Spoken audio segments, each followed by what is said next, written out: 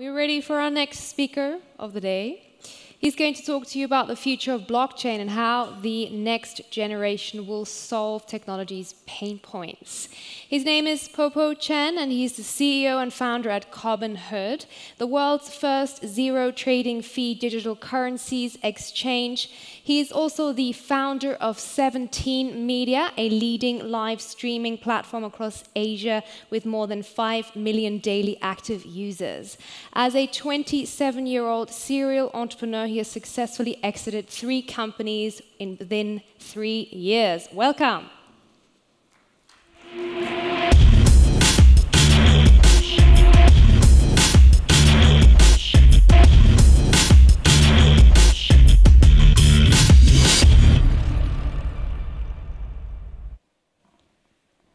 Hi everyone, I'm glad here that we can share the technology of the next generation blockchain with you guys. Okay, so before we step into the topic, let's take a look in the history. So as you can see, we have an internet era which begins in 1970s. And then we have website booming in 1990s. And then came the mobile apps era in 2008. And we are now at 2018, which we call is the beginning of the D-apps era. Let me share a concept. It's called the technology adoption lifecycle. So the technology adoption lifecycle, it means every emerging new tech, it has to go through this process. The process has a very important key obstacle that blocks every new technology from mass adoption, which is called the chasm. So the chasm is like in the website era, is the establishment of the internet infrastructure that helped us bridge the chasm for the website era. And for the mobile apps era, the chasm is bridged by the invention of the smartphone. So what will bridge the chasm in the apps era? That's the question. As everyone knows, our current blockchain technology suffers from a lot of problems, such as low scalability, high latency, and high transaction fees that becomes a major obstacles for the mass public to adopt the blockchain tech. And that's why we at the Dexon Foundation are developing a next generation blockchain tech that we call is a Dexon block lattice data structure. So the Dexon block lattice that features infinitely scalable, low latency, and it guarantees security through a Byzantine fault-tolerant algorithm. And now let's see a short video about how the Dexon block lattice works. Most blockchain technology processes transactions linearly, block by block, so it's difficult to scale. To solve this, the fundamental structure of existing blockchain technology needs to evolve. Introducing Dexon, a revolution beyond blockchain technology. Dexon is based on a revolutionary block lattice data structure that features multiple blockchain systems working together in parallel. The Dexon network scales easily and automatically. Transaction processing power magnifies as the Dexon block lattice network grows, while maintaining low transaction fees, empowering decentralized applications to unleash their true potential. Dexon's visionary technology is also designed with interchain protocols so that other blockchain systems, such as Bitcoin and Ethereum, can be incorporated into the Dexon network, allowing for the fully decentralized transfer of value between different networks. Efficient, low latency, and infinitely scalable. Let's kickstart the decentralized future with Dexon.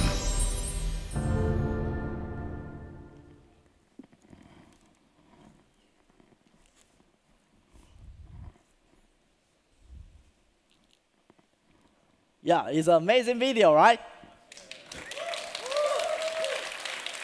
Thank you. So, as we know, as the video introduces, traditional blockchain system that grows linearly, block by block, so it's very difficult to scale. So to solve this, we need to adopt a novel block lattice data structure that can solve the fundamental bottleneck of current blockchain system. So we call this data structure a DAG, or a block lattice. So in DAGs and block lattice, every node actually it grows its own blockchain, and it doesn't have to wait for other blockchains' information before it can propose its own blocks. So the whole system acts as a non-blocking concurrent system, and through what we call an acknowledgement process, we call it an ACK. So an ACK is when we propose a block, a node proposes a block, it acts to other blockchains new blocks. So together, it forms the block lattice data structure, and the algorithm itself guarantees Byzantine agreement on a total ordering of all the blocks proposed by all nodes. So this eventually reaches infinite scalability, and furthermore, it can also adopt a sharding technique.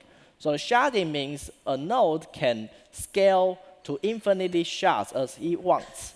So as the network throughput, the demand gets high, a node can then declare its shard to, like, for this example, is node 0 originally has one shard, is shard 0.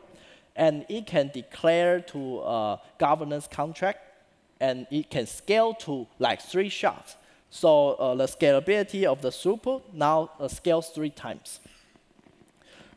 In terms of to solve the fundamental problem of scalability issue, there's another important thing to consider, which we call is a consensus algorithm overhead.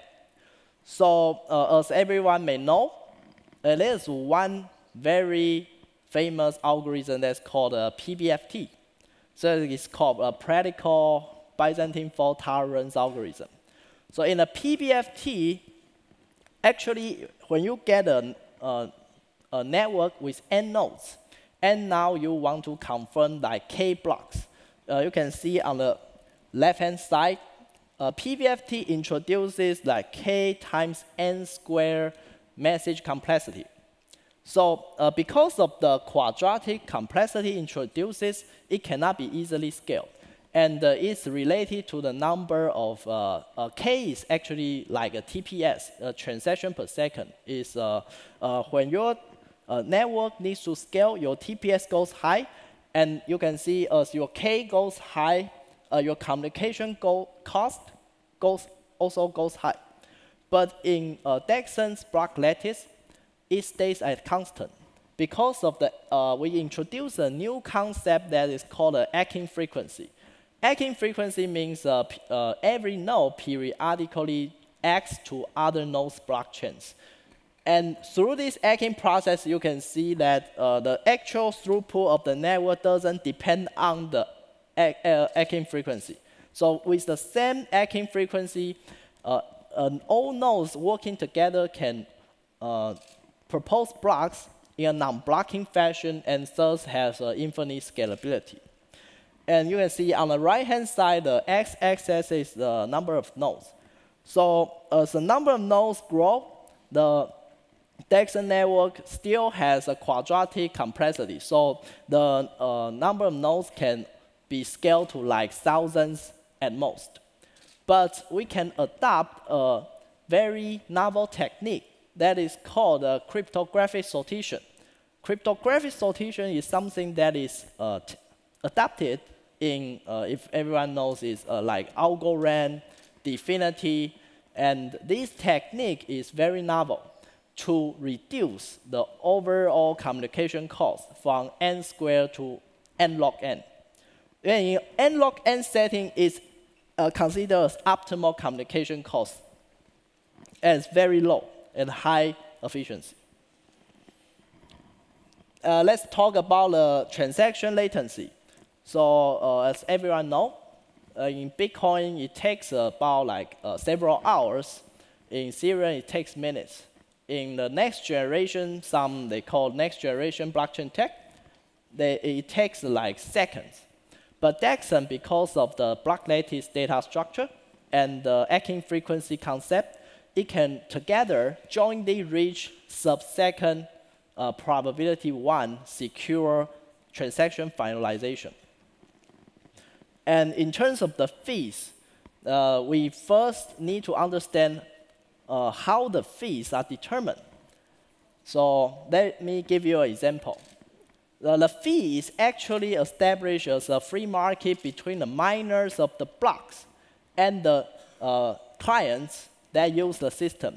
We call them clients. So clients send transactions, and miners that process the transactions and wrap the transaction into blocks, and that grows the blockchain. So the transaction fee, if the transaction fee is lower than the mining cost, no miner will want to wrap your transaction, right? That's a key concept. So as you can see in the Bitcoin network, because of the proof of work system, it costs a lot in the mining process. So the fee can never be very low. And furthermore, there's a hard cap on the throughput of the whole system. So when the network is congested, then you got a very high fee, because you need miners will always accept most high fee transaction to wrap into the block first. But Dexon works very differently. Because of the infinite scalability, there's no throughput cap limit. So this issue is solved. So we call Dexon, it can reach infinitely TPS, finality under 1 second with probability 1, and its fee can be arbitrarily low as possible. The possible means it can never be 0, because it still consumes some computation power to process the transaction. But it can be the lowest because of the computation overhead introduced by the consensus is the lowest. Let's now dip into a serious problem that we call a double spend attack. So this is a very serious problem, because major coins like Bitcoin, Gold, Verge, and Monarch coin are under this attack just recently. So exchanges got this double spend attack and lost millions. And many users of this coin experience a coin market cap crash because of this attack. And this is because the root cause is based on proof of work consensus. The proof of work consensus means that your transaction is actually not guaranteed to be finalized, in the sense that it is probabilistically finalized. That's why you need to wait for a long time and wait for the transaction confirmation count to grow block by block. Because as more block grows, the transaction probability, the transaction will be reverted, the history will be reverted, will approach drive to 0. But that is under optimal consideration situation. So we call this attack a selfish mining. Selfish mining means we first explain what's the authentic blockchain.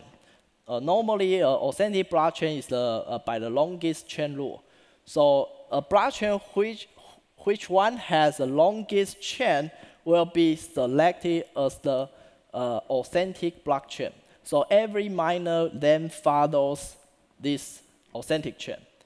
But if one malicious miner who controls a lot of computation power, it can overtake the mining by secretly mines a selfish mine chain.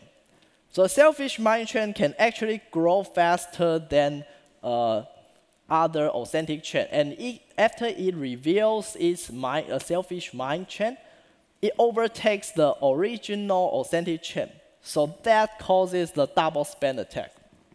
So this problem is inevitable in proof-of-work systems. But in proof-of-stake systems, this can be solved by the Byzantine fault tolerance algorithm. Like in Dexon, it doesn't have this kind of problem. Another interesting topic to talk about is the front-run attacks. So front-run attacks is related to one miner can actually determine the transaction ordering of inside the block. So this is a good example. It's a front run on a decentralized exchange application on Ethereum.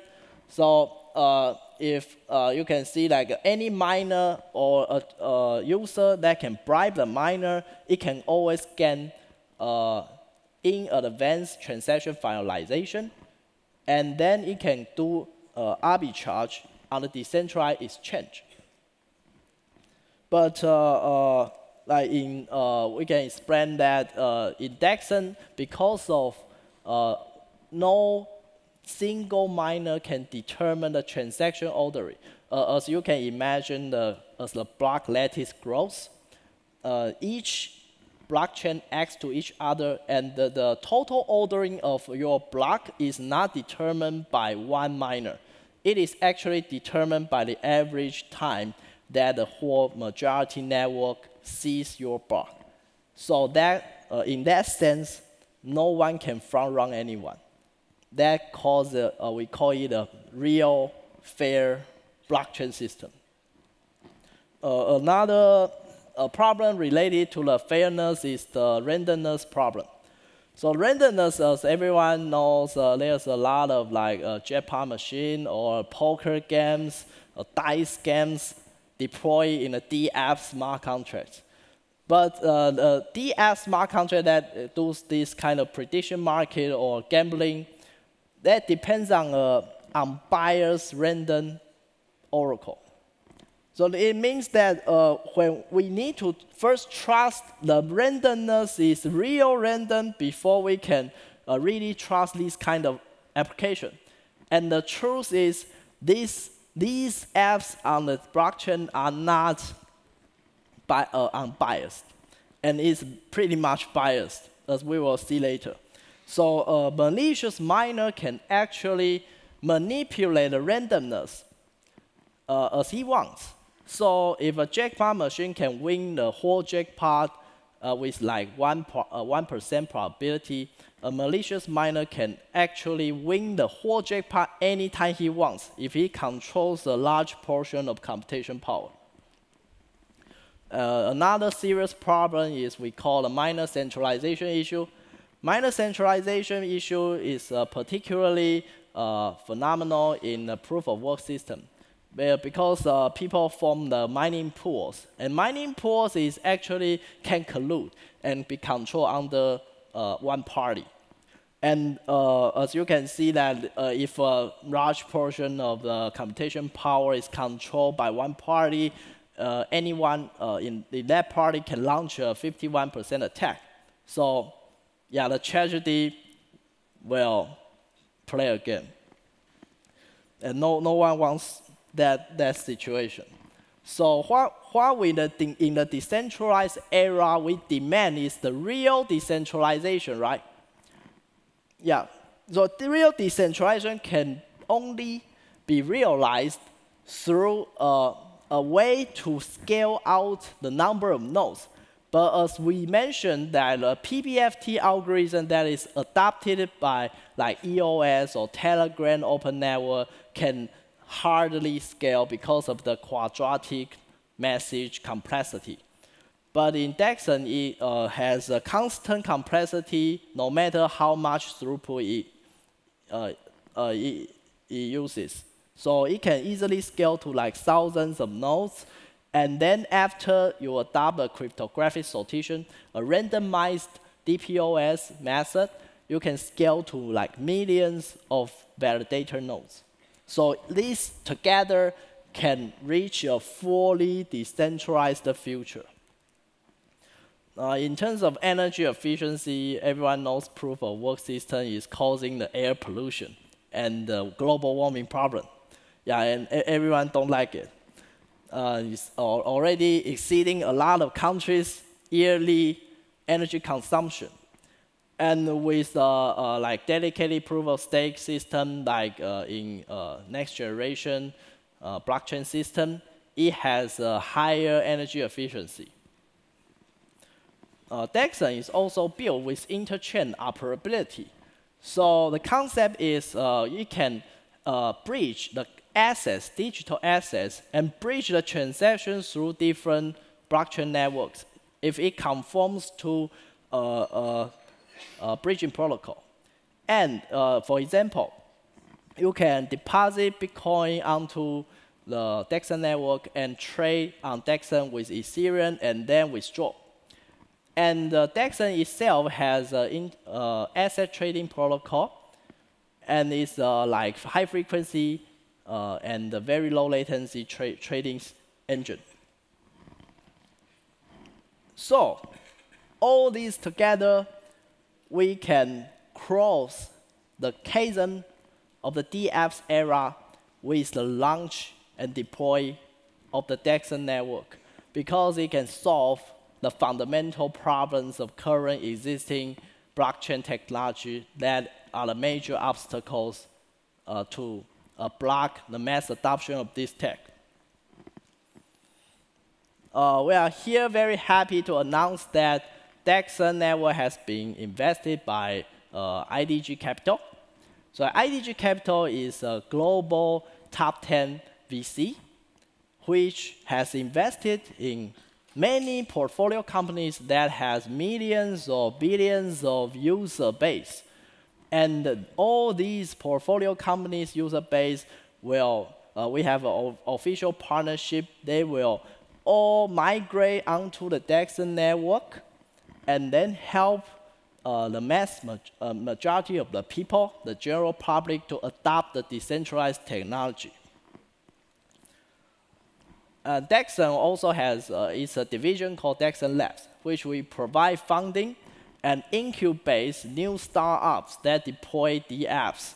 So that includes IoT, supply chain, fintech, identity services, payment network, digital asset exchange, and prediction markets. So all together, we can finally empower the decentralized future with Dexon. Thank you.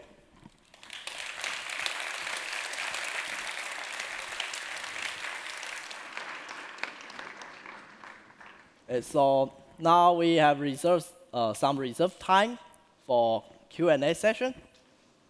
Any questions are welcome. Yeah, hi, sorry. So thanks for this almost complete rundown through the technology of a consensus layer. So I see a lot of elegance in the design of breaking it up into different either sidechains or shards, as you call them. So I think the time to finality that you're describing of under 1 second, that is probably within a single shard. Now, one of the questions that I would have is the minimum overhead that still in your system exists is the network latency to distribute and communicate all the transactions to the different nodes so that they can validate it for themselves once the transaction has been mined or validated or whatever the process exactly is. But in essence, what is different from your system in terms of, no, actually, what is difference, what's the difference between your system and Hashgraph, which has essentially solved the entire stack of the problems you just went through, including the true first asynchronous Byzantine fault-tolerant system that allows up to 500,000 transactions per second in a single shard and millions of transactions across all shards at the same time? Yeah, so thanks for the question. So as you mentioned that it's a one consensus algorithm called a hash graph, right? The Hadera hash graph. So actually, I have read through their paper very carefully, and their proof of secure Byzantine fault tolerance is intact. But it has some other problems like liveness issue because it doesn't tolerate single crash fault. You can think of that its algorithm is by round-based Byzantine agreement voting. That's called virtual vote. So in the virtual vote, if based on their original paper, if a single node that stops working, then the whole round also stops. So it cannot maintain the liveness.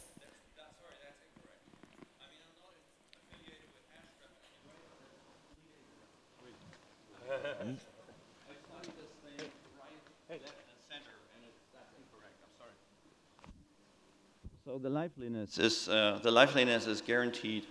So you can knock off 1/3 of the nodes, and it will still keep the liveliness. So that's, I'm sorry to be that harsh, but that's not correct.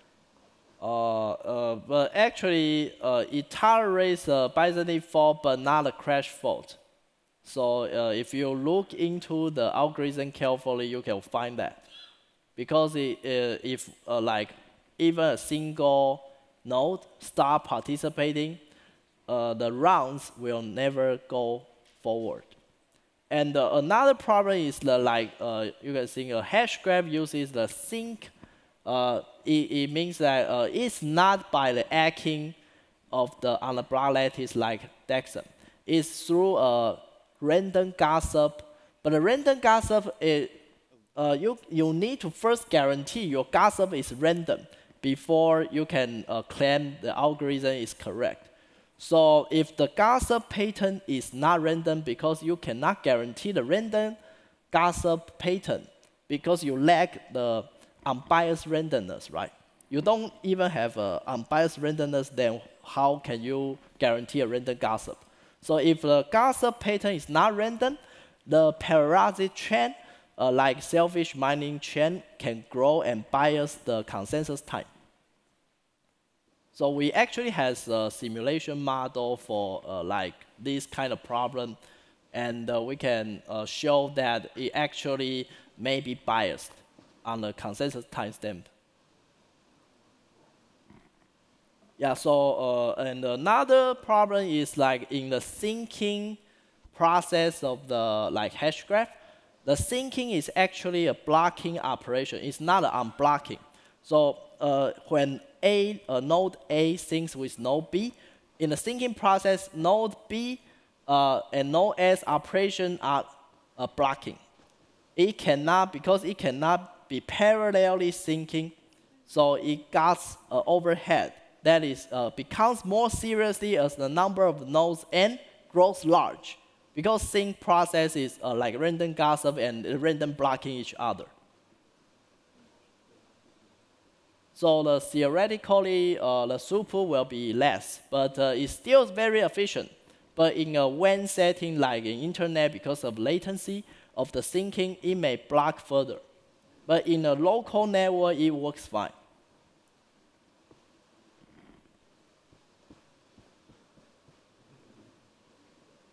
Yeah, so any other questions?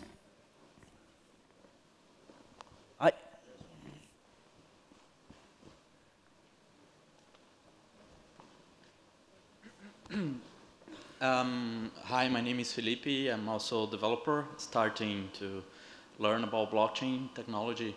Well, if one of the shards start to grow very quickly and very big, let's say if you integrate Bitcoin blockchain into one of the shards, it starts to become the bottleneck. And I would like to know how you would solve this problem and to keep the transaction fees. Let's say everybody's trying to, every other shard is also trying to connect with this shard. How do you solve this problem? Okay, so that's a very good question. So actually, the sharding, how sharding works in Dexon is very different from the other blockchain system that deal with sharding. So let's see how a traditional blockchain system do sharding. Traditional blockchains has a level 1. It has a main chain, and then it has a lot of shard chains or a hierarchical shard chains.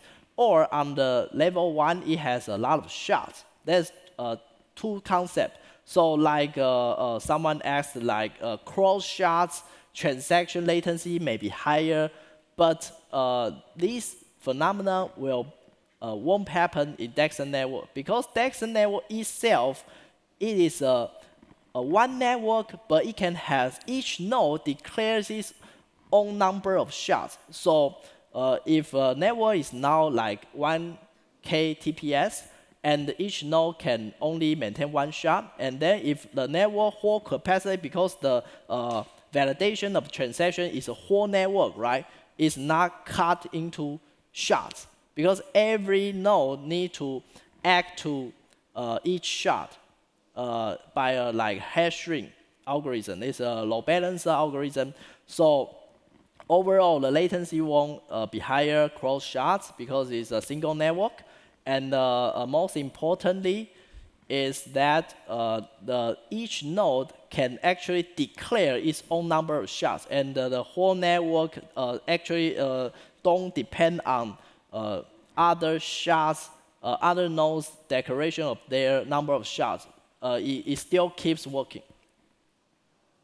And by governance contract, we can avoid some malicious behavior, like you declare too many shards to cause like chaos. So that's on the governance contract aspect. Yeah, so in terms of algorithm, it's not a problem. Are you open sourced? It's open source. Thank you. Yeah. Can we have this as the last question, please? And then we have to move on, unfortunately. Thank you. Yeah, last question.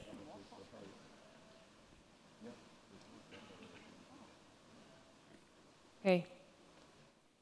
I would say that we close the show. Well, not the show, but you all right with that? Yeah.